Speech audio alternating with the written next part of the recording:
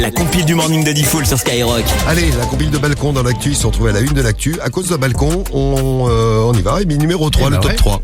Allez, on file à Cannes où un papy est encore très en forme, puisque il a été vu au balcon du premier étage de chez lui à 95 ans en train de s'astiquer le zigouigoui tranquillement.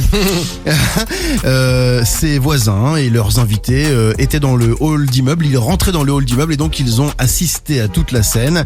Bon, forcément, ils ont prévenu la police. Les forces de l'ordre ont débarqué au domicile de ce nonagénaire pour qu'il s'explique.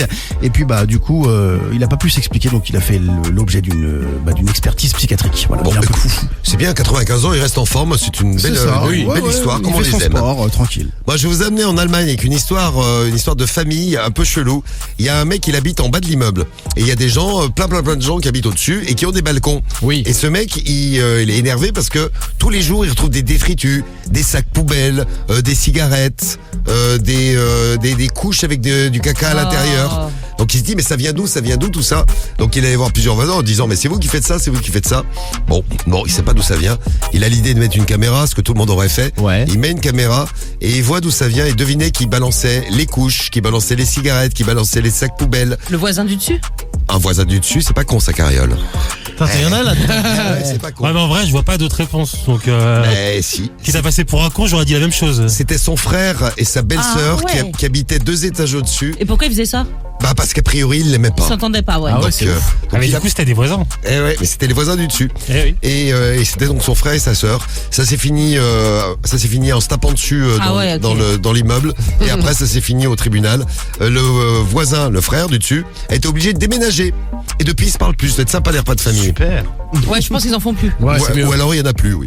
Et à la place numéro 1 de notre compile de l'actu. Allez, on continue le voyage, on va au Mexique. Histoire de dingue. Vraiment, les gens ne savent plus quoi inventer.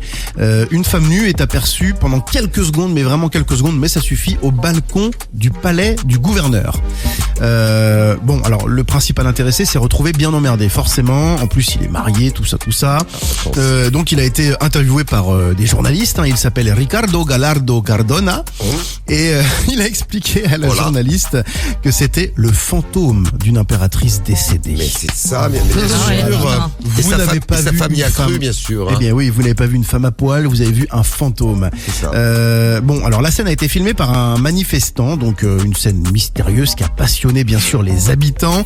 Selon le quotidien El País, une explication bien plus terre à terre est envisagée. La mystérieuse silhouette ne serait ni une impératrice ni un fantôme, mais plutôt une travailleuse du sexe. Voilà. Ok, comme c'est triste. Moi, je pensais qu'on allait terminer avec un fantôme, notre compile de l'actu.